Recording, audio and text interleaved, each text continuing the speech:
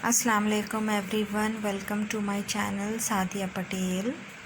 Our today's recipe is anda paratha or egg paratha. So let's check the ingredients for our recipe.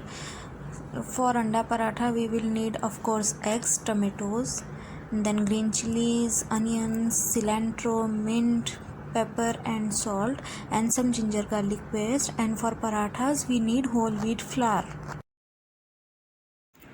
Now we will start making the paratha, and we will take a ball sized portion of dough, and then we will put this dough ball in dry flour so that it does not stick to the board.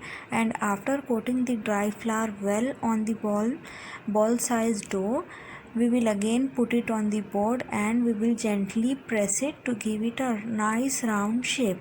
And after giving nice round shape, we will brush some oil on the surface of the dough, and then we will sprinkle some dry flour on it. After doing this, we will roll our dough portion in a nice peda again, and we will put that peda in dry flour once again as shown. Do the same way as I am doing and your parathas will turn out to be awesome. Now with the help of rolling pin we will roll it. Meanwhile we will heat up a pan to roast our paratha, and then we will roll our peda. We have to chop all the vegetables finely. Take a bowl and to this add all the cut vegetables. First we will be adding our cut onions, and then to this we will add our diced tomatoes. All of them has to be finely chopped so that it should not come in between as a chunk, so keep it in mind. And we will be adding the rest of the vegetables, ginger garlic paste, pepper, and finally salt. Salt can be adjusted according to our taste. And so after adding all the spices and vegetables, mix them really well so that the ginger garlic, salt and pepper get mixed with the vegetables. And at this point of time we have to break 2 eggs in this vegetable mixture. As I can't have 2 eggs at a time, so I am using only 1 egg.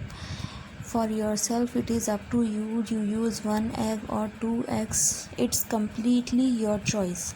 Mix the eggs in the vegetables really well so that they get combined easily.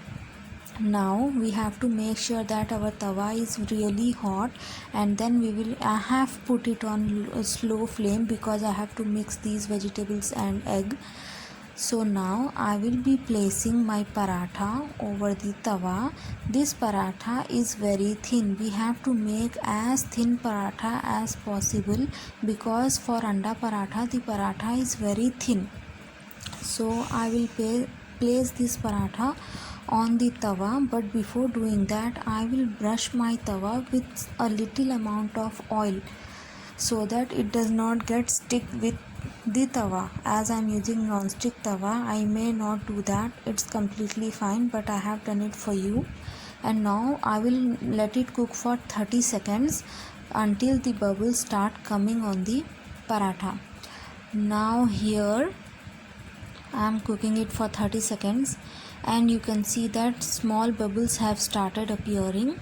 So here I will flip the paratha and on this side I will be putting the egg mixture. I will take the egg mixture, mix it well once again, and then I will put it on the paratha. Yes, directly put it on the paratha. Trust me guys, this paratha will turn out really well and kids enjoy it very much, and even adults like it so much. My husband and my son like it very much, so I make it very often as my breakfast. Spread all the egg and vegetable mixture evenly all over the paratha. Pour some oil from top, from the corners of the paratha, so that we can fry it. As you know, parathas will be rich in oil, so but don't worry, I am not using much of the oil in this whole paratha. I may have used only 2 teaspoons. Now try to fold the paratha in triangular form. Fold it from 2 sides and then one side from the bottom, like I have done. One side from bottom also. It makes a good triangle. And after that, pour some more oil and then flip the paratha upside down. That side of the paratha is frying really well because we have some oil on the tawa. And now we will flip the paratha.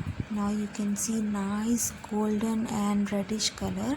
The paratha is not burnt, it is not undercooked, it is perfectly cooked. Make sure that you slightly press it, but with gentle pressure, not harsh, so that the egg inside the paratha gets cooked really well. If the egg doesn't get cooked very well, it won't taste good. So make sure that it is neither raw nor overcooked. Try to make the balance between them. Try flipping it and cooking it. See in each corner whether the paratha is cooked or not. If you find anywhere it is uncooked, you can press there and you can cook it. Yes, my paratha is done and I am switching off the flame. And I am serving this paratha with some salad and ketchup. If you want, you can sprinkle the paratha with some chaat masala powder. It will give very nice flavor to our anda paratha. And now you can enjoy it, and you can make it one more if you are not satisfied with one. So thumbs up.